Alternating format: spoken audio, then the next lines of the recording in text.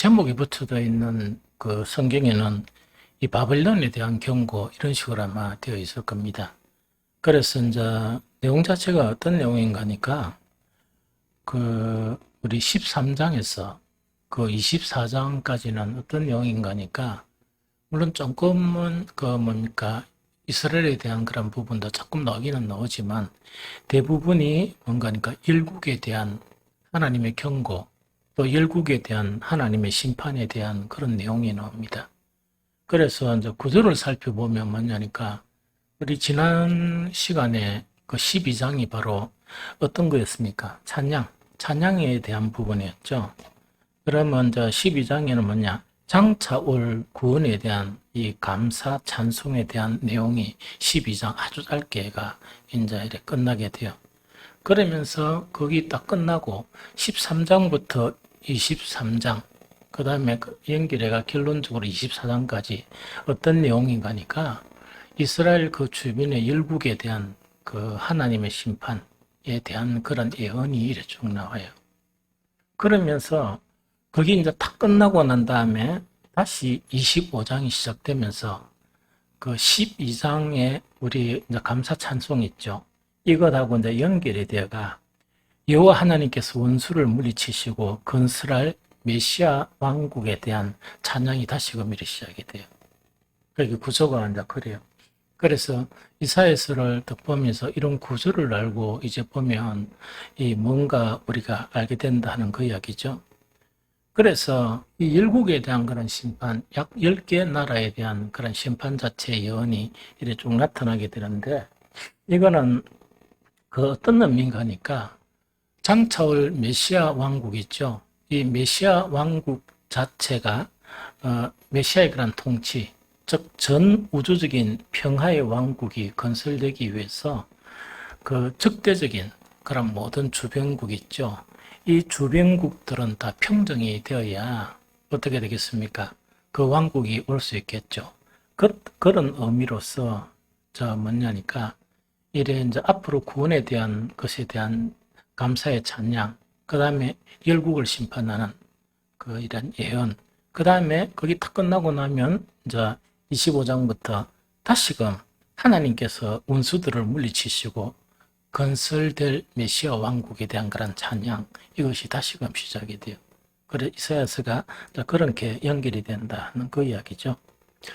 그런데 열국에 대한 심판이 딱 있으면 우리가 상식적으로 보면 이스라엘 역사에서 그 바벨론이 먼저 이렇게 등장을 합니까? 아수르가 먼저 등장합니까? 아수르가 먼저 등장하고 그 다음에 여기서 그 이사야가 지금 예언서를 쓸 때가 언제인가니까 이 바벨론은 아주 조그만한 그런 이제 신생 국가로서 이제 그 조그만한 세력이 아주 약한 그런 상태였고 그 다음에 아수르가 강한 그런 상태였습니다. 그런데 성경 내용을 보면 아수르에 대한 심판 자체는 한 5구절, 6구절 다 끝나버리고 뭐로부터 시작되는가? 바벨론부터 시작돼요. 이 바벨론부터 시작되고 이 바벨론에 대한 분량 자체가 상당히 이렇게 많습니다. 14장에도 나오지만은 14장에도 또 바벨론에 대해서 이렇게 계속 연결되는 그런 것을 우리가 볼 수 있거든요. 그런데 아수르 왕국하고 이 바벨론하고는 그 시대 차이가 어느 정도 나느냐? 약 100년 가까이 나요. 그래서 아수르가 100년 가까이 먼저 해가지고 누구를 이래 무너뜨립니까? 북이스라엘 자체, 암몬 이래가 여러 나라를 탁 이래 무너뜨리고 난 다음에 그 다음에 한 100년 후에 비로소 누가 등장하느냐? 바벨론이 등장하는 거예요. 자, 강대국으로서 성장한다는 이야기죠. 그러면은 이때 바벨론, 즉 예언할 때 바벨론은 대상에 포함이 되지 않는, 즉 열국의 그런 대상에는 포함되지 않는 아주 세력 자체가 미미한 그때인데 이미 이사야 선지자는 하나님의 그런 예언서니까 앞으로 바벨론이 등극하면서 그 아수르가 무너지고 하는 거 있죠. 그것 자체를 이야기하는데 주변 그 일국들의 심판 자체를 시작하면서 어디서부터 시작하는가? 바벨론에서 시작합니다. 참 신기하죠. 이 바벨론에서 시작한다 하는 그 이야기거든요. 그래서 오늘은 상세하게 이 성경 구절을 가지고 이래 안 하고 13장부터 이제 오늘 설교만 듣고 그 4장, 3, 4장까지는 여러분들이 한번 좀 읽어봤으면 좋겠다. 그리고 다음에 혹시나 또 이렇게 기회가 있을지 없을지는 모르겠지만 그때 할 때 조금 더 상세한 내용 자체를 좀 다뤘으면 좋겠다 하는 생각이 듭니다. 그런데 오늘은 이제 좀 중요한 게 뭐냐? 왜 바벨론이 시작이냐? 그래서 이때 이사야 시대는 바벨론은 이 사람들이 느끼지 못하는 그런 세력, 미미한 세력을 가지고 있었는데 왜 바벨론이냐는 그거 자체를 우리가 좀 알아야 한다는 이야기죠. 성경에서 이 바벨론이라는 것은 어떤 것인가 하니까 우리가 계시록 할 때 누가 등장합니까? 바벨론이 등장하죠. 그런데 이 바벨론의 성경에서 바벨론의 그 영적인 의미는 하나님과 대적 관계에 있는 하나님의 적이고 또 암흑의 그런 요새 또는 인간의 영광과 교만의 그 대변하는 것이 바벨론이에요. 성경에서 이야기하는 것. 그러니까 이거 외에도 이론이 많은데 이렇게 힘들게 자료를 찾았지만 이 바벨론에 대한 자료는 별로 없습니다. 그리고 참고 삼아 우리 이 정통교에서 다루지 아니하는 내용, 여러분들이 혹시 알고 싶은 내용, 바벨론이라고 그러면 계시록에 바벨론이 있으니까 바벨론을 알고 싶다, 그죠? 인터넷 들어가면 90%가 어떤 자료냐? 그 이단 자료예요. 그래서 참 위험해요. 그런데 여러분들 들어가 보면 이단인가 아닌가 여러분 구분을 못 합니다. 그래서 왜 이단은 그런 거 하는 거니까 정통교에서 잘 안 다루는 부분을 막 이래 달아서 가시를 하는 거예요. 자기들이 앞서 있고 자기들이 계시를 많이 받았다 이런 식으로 하는데 내용 자체 보면 터무니없는 내용입니다. 별 쓰잘데없는 내용이고 터무니없는 내용이고 이거 사람을 이렇게 조금 껴있는 사람 같으면 그 속지도 않은데 막 그게 좀 사람을 이렇게 자꾸 속일 수 있는 속임수 같은 그런 것들이 인터넷에 나와 있으니까 대단히 조심해야 됩니다.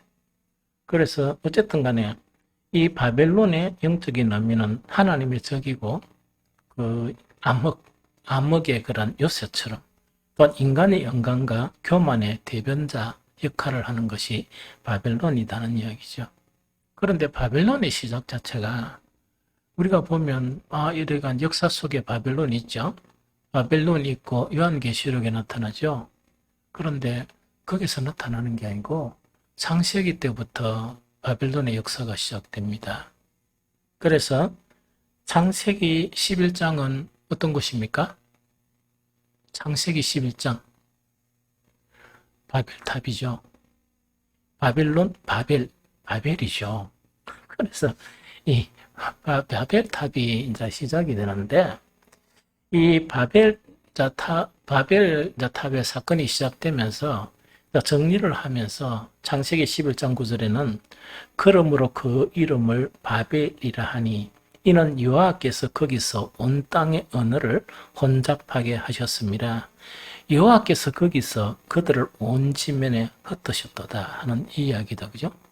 그런데 여기서 이제 혼잡하게 했다 하는 그런 의미도 있지만 원래 바벨론이란 의미 자체는 뭐냐? 신의 문이란 뜻이에요. 신의 문. 즉 바벨탑을 쌓은 것은 뭐냐? 인간 스스로 신의 문을 열기 위해서 가장 높은 가장자리까지 바벨탑을 쌓는 그 의미가 그 의미예요. 그래서 그 이후로 나오는 모든 내용 자체가 바벨론이라는 것은 뭐냐? 신의 문과 연관되어 있다 하는 그 이야기입니다. 이해가 되죠? 창세기 11장의 배경은 여러분들 잘 알죠? 노아 홍수 후에 인간이 왜 됐습니까? 겸손하게 됐죠? 맨날 심판을 받았으니까 아주 겸손한 자세로 이제 새롭게 이제 이 인간의 역사가 시작이 되는 거예요. 그래서 처음에는 겸손하게 시작되다 보니까 인간 안에 있는 속성은 안정을 되찾게 되면 그 안에 눌려있던 이런 속성이 다시금 이렇게 이제 되살아나게 되거든요. 그러다 보니까 어떤 것이 이제 이래 홍수 이후에 안정이 되고 이제 먹고 살만하고 이러니까 어떤 것이 이렇게 이제 그 사람의 생각 속에서 이렇게 나타나게 되느냐. 첫 번째가 뭐냐? 인간 스스로가 인간은 미약한 존재가 아니다. 물론은 미약한 존재죠, 있죠? 그런데 뭔가 문화를 만들고 집을 짓고 막 일하다 보니까 어떤 생각이 듭니까? 인간은 미약한 존재가 아니며 힘과 지혜를 본다면 무엇인가 해낼 수 있다. 이거는 뭡니까? 인간을 탈피해가 뭐가 되려고? 신이 되려고 하는 그것 자체가 바벨탑이에요. 그래서 바벨론은 뭐냐? 신의 문이다 하는 그 이야기죠. 그 다음에 또 뭐냐? 자신들이 힘을 모은다면 이들은 홍수를 겪었죠. 홍수 등 재난을 우리가 단합하면 극복할 수 있다. 이제 이런 사조가 이제 생기는 거예요. 세 번째 뭔가니까 인간이 역사와 문화의 주인이기 때문에 인본주의적인 세계의 그런 질서가 필요하다. 그래서 그 살아남은 그 홍수 이후에 그 이후에 많은 사람들이 직결해가지고 다시금 홍수를 겪지 않고 뭔가를 만들어내고자 했던 그 자체가 바벨탑의 그런 사건이다 하는 그것을 이야기하는 거예요. 이게 무슨 말이겠죠? 그래서 이거는 이제 뭐냐니까 하나님은 무엇을 만들려고 그럽니까? 하나님의 통치를 만들려고 그러는데 바벨탑의 사건 자체는 인간 왕국에 대한 이 계획, 그 자체가 표출된 사건이 무엇이라고요? 거기 바벨탑 사건이에요. 이게 무슨 말이겠죠? 그래서 이게 이제 사건이다 하는 그거를 이제 우리가 알아야 되고, 그 다음에 여기서 이제 13장에 그 바벨론에 대한 경고 이래 나왔죠? 우리가 알고 있는 바벨론은 그 뭡니까? 아수르가 아까 이야기했죠? 아주 미미하게 이래 있다가 아수르가 이 세력 자체가 그 아수르도 하나님에서 심판을 받거든. 이 이제 무너지고 난 다음에 이 바빌론이 이제 강국이 돼요. 그러다 보니까 이 시기가 언제입니까? 그 한 7세기. 그게 주전 한 7세기 전후에 나타난 내용이죠. 그래서 이 바벨론 왕국 자체는 그 누구를 무너뜨립니까? 남쪽 예루살렘을 무너뜨리죠. 그런데 바벨론, 우리가 알고 있는 그 구약에 보면 선지서에서 나타나는 이 바벨론이란 나라 있죠. 그 나라의 역사 자체는 뭔가니까 이제 나중에 이제 다루겠지만 이 80년밖에 안 돼요. 80년밖에 안 됩니다. 역사가 80년밖에 안 되고 누구한테 망합니까? 바사에게 망합니다. 이 바사에게 망해버립니다. 그러면은 바벨론에 이 포로로 잡히간 기간이 몇 년이에요? 70년이죠. 그러면은 어떤 의미로 바벨론이라는 나라가 필요했던 거는, 강국으로 필요했던 거는 누구를 위한 것입니까? 이스라엘을 불주고 포로로 하기 위해서, 그 다음에 포로 생활 끝나니까 하나님이 폐기치분하는 나라가 바벨론이에요. 이게 무슨 말이겠죠? 그래서 이제는 생각을 조금 더 이렇게 넓혀야 됩니다. 계시록에부터 나타난 이 바벨론이란 이 자체, 계시록이 아니지. 그러니까 이제 이 남쪽 유다를 망하게 하고 이 계시록에도 등장하는 그 바벨론이란 실체 자체가 어디서 출발한다고? 창세기부터 이미 출발했다고 그랬죠.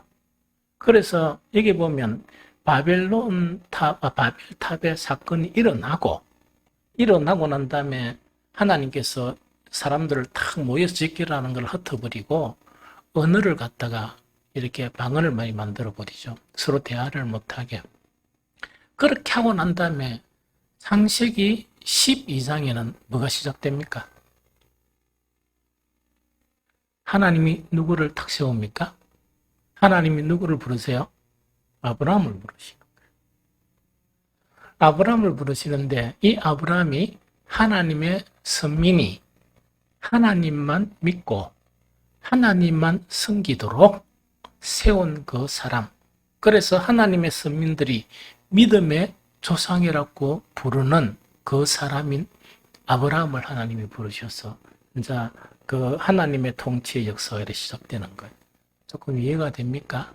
그러다 보니까 그 통치의 역사 속에서 이 못된 인간들이 계속 말 들을 때도 있고 안 들을 때도 있고 막 이런 역사가 이제 반복이 된다 하는 것을 우리가 좀 잘 알 수가 있다는 그 이야기입니다. 그런데 이 창세기에 등장한 이 바벨론 자체가 그 사실은 뭐냐? 이 바벨론이란 그 나라가 등극되기 전에 남쪽 유다를 멸망시킨 바벨론 80년 역사 있죠. 강한 나라가 있기 전부터 이 바벨론은 뭔가니까 이미 등장을 하고 있습니다. 이 무슨 말이겠죠? 이 등장을 하고 있는데 이 바벨론이라는 이름 자체 의미가 아까 뭐라 그랬습니까? 신의 문이라고 그랬죠. 그래서 이 페르시아 극동 지역 자체에서 이미 바벨론은 이 바벨론이라는 것 나타나기 전에 이미 바벨론이 있었습니다. 그러면 그때 어디부터 시작되는가? 여러분들 그 법전 중에서 가장 오래된 법전이 뭐죠? 하무라비 법전이죠. 하무라비 대왕 때나 또 뭔가니까 하무라비 대왕부터 또 아수르의 산헤립은 아수르죠. 그 다음에 느부갓네살, 이거는 진짜 바벨론. 그 다음에 이 바벨론을 망하게 한 왕이 유명한 왕이 누굽니까? 고레스 왕이잖아. 고레스 왕은 어느 나라 왕이냐? 바사 왕이에요. 이런 왕인데 이 왕들이 등극을 하면 만약에 이 고레스 왕이죠. 이 고레스 왕이나 이 산립도 다 마찬가지예요. 그러면 그러니까 바벨론이 아닌 다른 곳에 있는 이 왕들 자체가 세력을 가지게 되면 자기의 이름을 어떻게 불리기를 원했느냐? 바벨론 왕이란 칭호로 불리기를 원했던 거예요. 이게 무슨 말인지 알겠죠? 바벨론 왕이란 그 칭호를 이렇게 갖기를 원했다는 그 이야기입니다. 그래서 이거는 뭐냐니까 이 바벨론이란 것 자체는 뭐냐? 정치나 또 사상이나 종교나 문화의 여러 영역. 그래서 요한계시록 딱 보니까 무역부터 해가지고 막 온갖 또 뭡니까 사치품해가 온갖 것들이 다 바벨론의 그런 수하에 있었죠.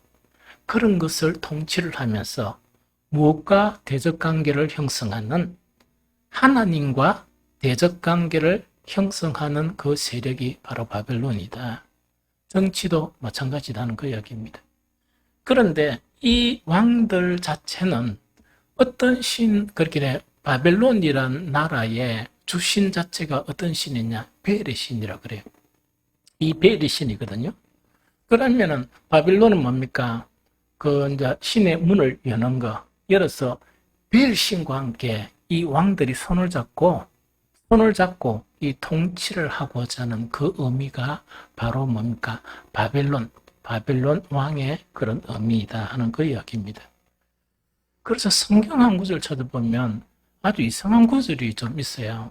그게 뭐냐니까 에스라 5장 13절에 딱 보면 이래 돼 있습니다. 우리 기억개정 있는 그대로 내가 읽어볼게요. 에스라 5장 13절입니다. 이래 돼 있다 그죠? 바벨론 왕 고레스 원년에 고레스 왕이 조서를 내려 하나님의 이 성전을 다시 건축하게 하고 이래 돼 있죠? 뭐라 되어 있습니까? 이게 바사 왕으로 되어 있습니까? 누구 왕으로 되어 있습니까? 바빌론 왕으로 되어 있어요. 성경에 그런데 다른 성경에 보면 뭐라고요? 바사왕 이렇게 되어 있습니다. 그런데 에스라 5장 13절에 보면 이 고레스 왕 자체의 칭호 자체가 어떤 왕이라는 칭호로 사용되었다? 바벨론 왕이에요. 이 바벨론이라는 것은 뭐냐? 이 바사에 의해서 망한 나라가 바벨론이라. 그런데 왜 그 후에 뭡니까? 강대국의 대열에 선 바사 왕인 고레스 왕 자체는 왜 바벨론 왕이란 칭호를 원했던가?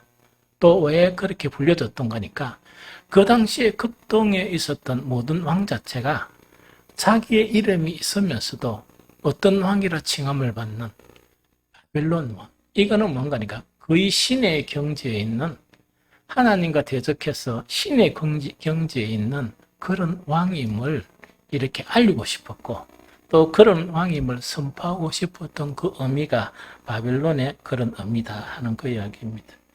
좀 이해가 되죠?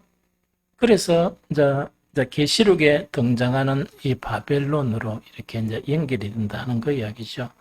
그래서 계시록에 등장하는 거는 여러분들 잘 알죠? 그래서 나도 그때 읽어보면서 야, 이 무너졌다 바벨론. 이 바벨론이 지칭하는 것 자체가 상당히 많은 영역이구나. 무역하는 무역업에도 되고, 그 다음에 항해하는 선원들에게도 해당되고, 그 다음에 사치품을 판매하는 그 사회에 나타나는 어떤 이 상업에도 해당되고, 또 정치, 그리고 왕들하고 연관됩니까? 안 됩니까? 왕들하고도 다 연관이 되죠. 이게 이제 바벨론의 그런 의미다 하는 이거를 갖다가 우리가 좀 잘 알아야 된다 하는 그 이야기죠. 그래서 11장에 이제 바벨탑 사건 이후에 여호와 하나님은 믿음의 시조, 아까 아브라함을 선택하셨다 그랬죠. 선택하고 하나님만 믿고 섬기는 믿음의 조상으로 세우고 이 바벨론이란 그 작은 사상도 되고 정치도 되고 인간 모든 그런 삶의 이런 요소에 다 관여한 이것 자체가 뭐냐니까 계속 하나님의 선민들도 누구와 적대관계를 맺는 하나님을 떠나게 하고 하나님과 적대관계를 맺는 그것 자체가 바벨론의 의미이다 하는 것을 우리가 이해해야 된다는 이야기죠. 그런데 제가 이제 이거를 이렇게 생각하면서 바벨론 자체가 기독교 역사에 어떤 영향을 미쳤었을까? 그래서 뭐 짧은 시간 일을 하다 보니까 이거는 다 할 수 없지만 여러분들도 다 아는 것만 가지고 예를 들면 이런 예를 들 수 있다는 이야기죠. 이 바빌론의 그런 영적인 의미가 성경에 이런 부분만 있는 거 아니고 교회사에도 나타나요. 그런데 이걸 좀 더 연구가 좀 필요하기는 하지만 이 자료가 너무나 빈약하다 보니까 그걸 이제 없지만 이런 것은 우리가 짐작할 수 있다 하는 그 이야기입니다. 한 가지가 뭐냐니까 유럽의 기독교 있죠. 유럽의 기독교는 이 전 세계 기독교의 이제 출발지라 해도 다름이 없어요. 왜? 우리 기독교 자체가 누가 개성하게 됩니까? 로마. 그렇죠. 로마 캐톨릭에서 개성하다 보니까 그럴 수밖에 없었다는 그 이야기입니다. 유럽의 기독교 자체는 어떻게 되는가 하니까 14세기, 15세기경에 인간 이성 중시 사상이 생깁니다. 그걸 갖다가 우리가 뭐라고 이야기하죠? 르네상스 이렇게 이야기합니다. 르네상스 이렇게 이야기해요. 이 르네상스인 인간 이성주의 사상 자체가 이게 생기게 돼요. 그래서 원래 이 이전에는 뭐냐니까 하나님 자체는 어떤 분이라? 초월적인 하나님과 우리는 이 땅에 거하는 인간으로서 이렇게 관계가 정립되어지는데 인간 이성 자체, 사상 자체가 이렇게 중시사상이 생기다 보니까 뭐란 이야기죠? 저번에 한번 이야기했죠? 지식의 영역이나 이성의 영역에서 이거는 죄와 관계없이 가능성이 있다.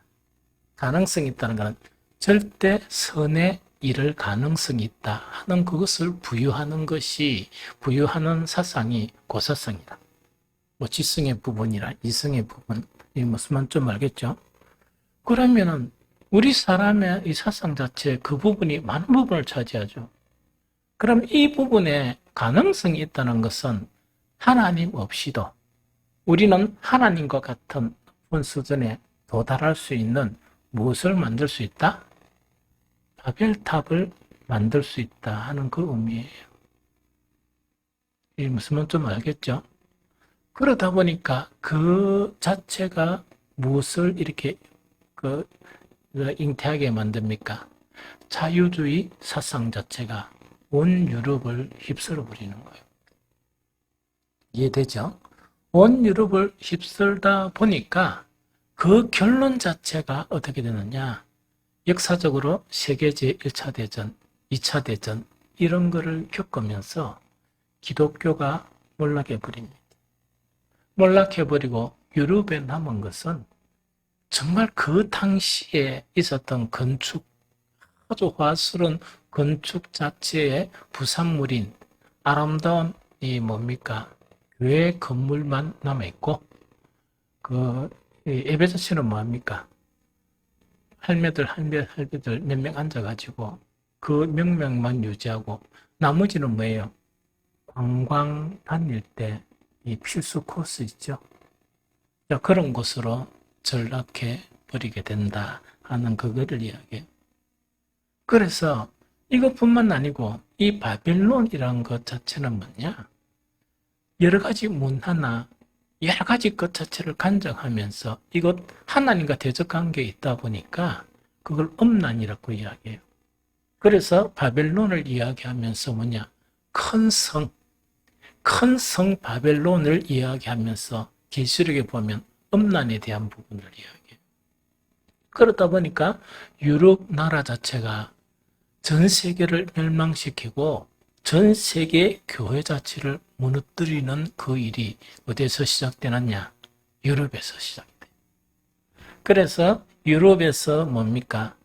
지금 그 교회에 부흥기 있었던 그 부흥이 하나님을 저버리고 인간 이성 중심 사상 자체가 이렇게 들어옴으로써 교회는 다 무너져 버리고 이제 무엇을 전파하는, 즉 복음을 전파하는 이 유럽이 아니고 뭐라고요? 동성애의 온상, 그것뿐만 아니고 동성애를 온 세상에 이렇게 전파하는 산파 역할을 하는 그런 곳에 유럽이 되어버렸다 하는 그 이야기입니다. 그래서 아까 여기 정치도 바빌론이라 그랬죠. 그래서 바벨론의 서산이에요. 그래서 법을 만들어 가지고 왜 되는 거니까 이 동성애 자체를 갖다가 보호하고 그 다음에 부흥시키고 그 다음에 그게 뭡니까? 이 세금에 대한 부분을 그게 이제 밀어넣고 하는 그 나라가 대한민국이 되어버렸어요. 대단히 위험해요. 그래서 내가 여러분들의 목사가 데모로 안 댕기고 막 이러다 보니까 이런 걸 다 찬성하는 얘기가 아니고 망할 징조입니다. 경계해야 돼요. 이게 무슨 말인지 알겠죠? 그래서 정말 하나님과 대적 관계가 있는 그런 무리들이다 하는 그 이야기죠.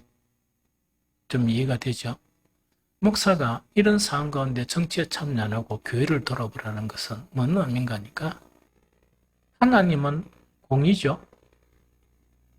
의는 하나님이 받으시고 악은 심판을 하잖아요. 민주사회란 우리 나라 자체가 범죄자의 인권은 보호합니다. 범죄자의 인권은 보호하는 인권법회가 그거를 통과시켜 해가지고 쭉도 많습니다. 그런데 범죄를 하는 평민에 대한 인권 자체는 뭡니까? 무시를 해버려요. 그렇게 좀 미쳤죠? 그렇게 그런 형태 자체나 그렇게 꼭 정치뿐만 아니고 문화나 사회 영역 있죠. 모든 영역에 이 바벨론이란 것 자체는 이렇게 스며들고 있고 역할을 하고 있다는 그 이야기입니다. 그러고 지금 우리 세대에 일어나는 젊은 세대에 일어나는 이 인터넷 그 다음에 또 게임 이런 내용이 있죠. 대단히 심각해요. 대단히 심각한데 우리 기도 내용할 때 한 번씩 이렇게 우리 아이들 위해서 기도할 때 기도하죠. 그 내용이 그런 내용이에요. 이제 게임 하다 보니까 가상세계죠. 가상세계죠. 그런데 이 아들이 그 가상세계하고 현실세계하고 구분을 못해가 그 게임 세계에서 막 이렇게 전쟁하는 거 있죠? 막 하는 거 있죠? 깜짝 놀란 거는 그 무기판인데요. 무기가 진짜 무기를 사는 겁니까? 가상세계 무기입니까? 그 무기 파는데, 그런데 그런 것 자체를 구매하는데 엄청 돈을 들이는가 봐. 왜냐니까 그 무기가 없으면 그 게임에도 못 들어간다 하네. 그러다 보니까 뭐를 낳게 되는가? 인간성 자체가 다 파괴되는, 원래 바빌론이 하고자 하는 게 그거예요. 하나님은 우리를 살리는 어도고, 바빌론은 인간성을 파괴하는. 그래서 이 바빌론이라는 것 자체가 뭐냐? 모든 그런 영역에서 우리 사람들을 누구하고 이렇게 반역하게 하는, 하나님을 반역하게 하는 그런 것 자체가 바빌론이다. 나라도 마찬가지. 그래, 큰 성이라는 건 나라를 이야기하겠죠. 그런데 또 한 가지 우려되고 이제 걱정이 되는 것은 뭐냐니까, 오늘날 한국 교회에서 일어나는 이상한 일, 이것이 언제 시작됐는가 모르겠지만 몇십 년 안 된 것 같다 생각이 들어요. 이상한 일이 어떤 일인가니까, 목사들이나 성도들이 성경하고 점점 멀어져 있는 거예요. 이거는 말이 안 되거든요. 성경하고 점점 멀어다 보니까 이게 이제 어떤 상황이 되는 거니까, 신앙의 형태 자체가 하나님을 향한 신앙이 아니고, 그게 아니라 벨의 신에 대한 우상이죠. 이거는 뭐냐니까, 성경을 무시하다 보니까 자기 안에 있는 생각, 이성이 있죠. 그 이성의 신앙 자체가 각자 성도들에게 형성이 되는 거예요. 목사들에게도 형성이 되고. 이게 무슨 말이겠죠? 그러면 그 사람은 기독교인입니까? 아닙니까? 기독교인이라 그러면 성경을 가까이 하고 성경 중심으로 신앙생활을 해야죠. 그런데 이제 이것은 필요 없다고 생각하는 거예요. 자, 봅니다. 성경은 생명의 말씀이고 진리의 말씀이고, 성경은 우리를 구원으로 인도하는, 성경 안에도 나와 있잖아. 그것이 확신이 되면 성경을 가까이 합니까? 안 합니까? 가까이 하잖아. 왜냐니까 그런 확신이 되면 성경을 가까이 하잖아요. 확신이 안 되고 그렇게 똑같은 이야기라 바벨탑을 만든단 말이에요. 우리도 이렇게 그 신의 문을 열 수 있는, 열 수 있다 하는 그런 관점을 가지고 이렇게 성경을 떠난 그리스도인들이 지금 너무 많은 거야. 목사들도 그런데 중직자들 뭐 그렇겠죠. 오랫동안 교회 다니도 그렇겠죠. 무슨 말인지 좀 알겠죠. 그래서 우리는 말씀만을 붙들고 오직 말씀, 오직 예수 그리스도, 오직 성령, 오직 은혜, 오직 하나님의 영광이란 이 신앙, 즉 개신교가, 이제 개신교의 사상 자체가 그 5가지의 그 중심 그런 이래 교훈으로 시작되는 거예요. 그런데 성령이 떨어진 것은, 성령이 뛰쳐나온 것은 되게 오래됐어요. 오늘날 많은 사람들이 성령은 뭐겠습니까? 보면 우리 전화기 이름이 뭐지? 여러분들과 늘 차고 사는 거 있잖아. 차고 된 그거 없으면 큰일 나는 거. 스마트폰. 스마트폰이 성령이고 스마트폰이 교제고, 세상 사람들이 지하철에서 그거 보고 하는 거는 괜찮아요. 어떻게 하나님을 섬기는 사람들이 또 만나가 각자가 스마트폰과 치기를 섞고 있답니까? 이미 바벨론의 포로가 되어본 거예요. 포로가 됐어요. 이 서로 나눌 이야기도 없는 거야. 왜 했냐니까 모든 내한테 필요한 것은 어디 있다고? 스마트폰 안에 다 있는 거야. 그래서 이게 없으면 불안 정세가 나타나요. 어쨌든 간에 이제 이런 모든 것 자체가 바벨론이라는 성격이에요.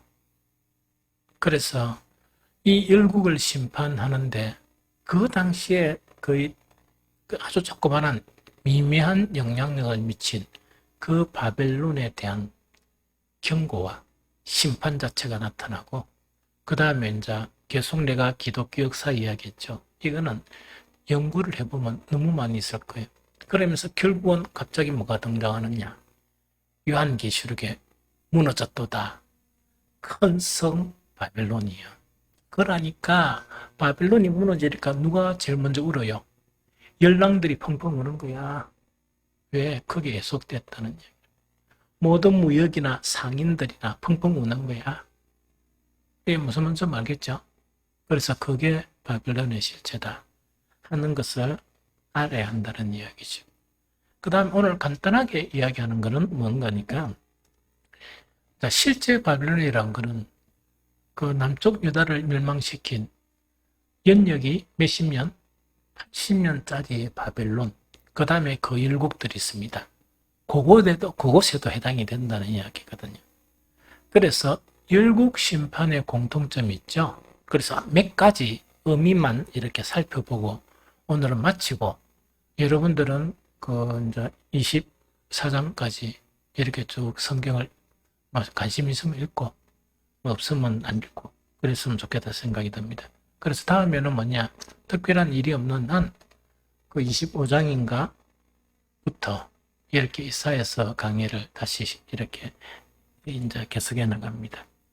바벨론을 포함한 열국에 대한 심판의 의몇 가지만 보면, 열국의 심판의 공통점은 뭔가니까 하나님의 백성에 대한 학대, 강포, 그러므로 또 교만하게 행했던 그 모든 것과 연관이 있습니다. 아수르의 멸망도 마찬가지고, 그 주변 모든 나라들의 심판이 일어날 때 선지서에 보게 되면 하나님의 선민들을 괴롭힌 그 자체가 원인이 됩니다. 무슨 좀 알겠죠? 그래서 혹시 여러분들이 믿음 때문에 고통을 당하고 있죠?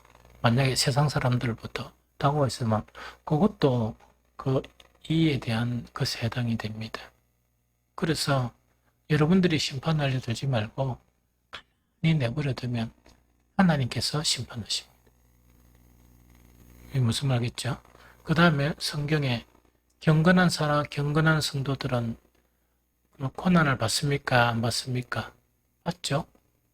경건한 신앙에 대해서, 신앙을 가지고 힘들게 믿음의 싸우는 사람들에 대해서 힘들게 해서는 안 돼. 그거는 하나님이 극히 싫어할 뿐만 아니고 반드시 하나님이 심판을 당해요. 하면 안 됩니다. 그래서 그분들을 도와주고 위로해주고 이래야 되지, 그러다가 막 이렇게 괴롭히고 이러면 큰일 납니다. 이게 무슨 말이겠죠? 그 다음에 열국의 역사는 아까 이야기했죠. 열국의 역사는 이스라엘의 역사와 함께 움직인다. 아수르가 북이스라엘을 딱 망하게 하고 난 후에 바로 망해버립니다. 세력을 확장하려고 남쪽 유다를 침략하다가 망해버립니다. 이해가 되겠죠? 또 바빌론은 남유다를 망하게 한 후 역사가 포로 생활이 아까 70년이라고 그랬죠? 80년의 역사를 가지고 사라져 버립니다. 이게 무슨 말 알겠죠? 그 다음에 한 가지, 이거는 참 중요해요. 하나님의 심판은 반드시 파멸만을 의미하지 않는다. 그럼 이거는 뭐냐니까 이스라엘도 동일하지만 그 열국에 대한 심판을 하죠. 심판을 하는데 하나님의 심판 자체는 그 열국 자체를 파멸로 이끄는 그것을 의미하는 것이 아니다는 그 이야기입니다. 그런데 우리가 이제 성경에 보면 뭐냐? 이스라엘뿐만 아니고 그 열국에 대해서도 변형된 이 구원의 초청 자체를 알 수 있다는 그 이야기입니다. 무슨 말겠죠? 그래서 성경 하나만 읽어보면 이사야서 14장 1절, 이사야서 14장 1절, 이사야 14장 1절을 한번 읽어봅니다.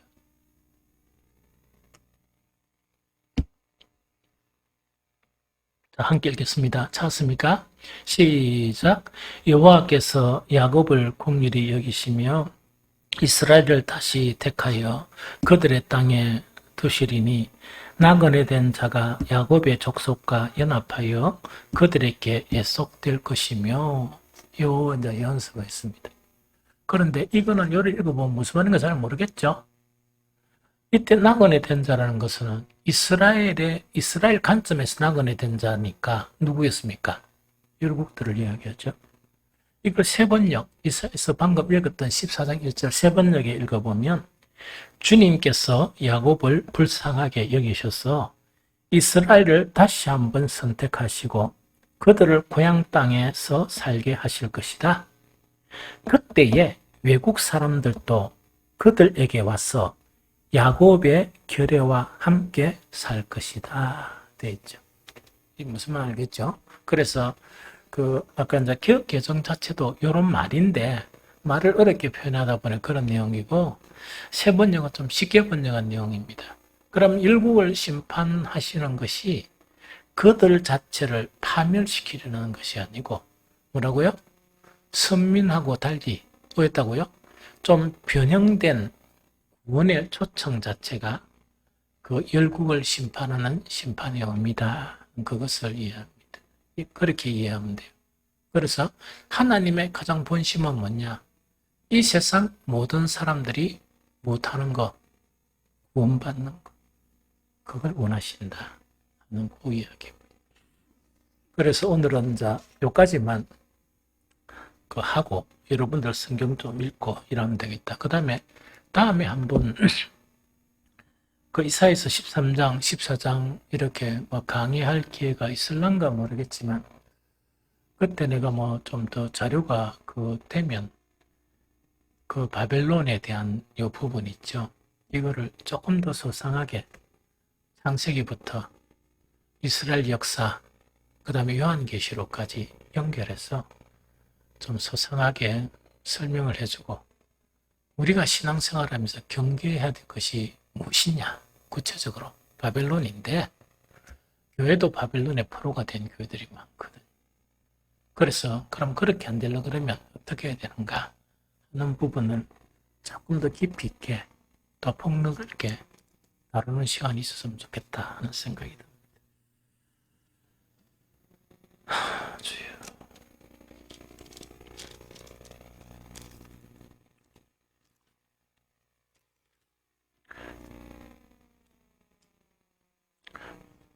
참 성경 보니까 저하고 여러분들은 대단한 복의 소유자들이에요.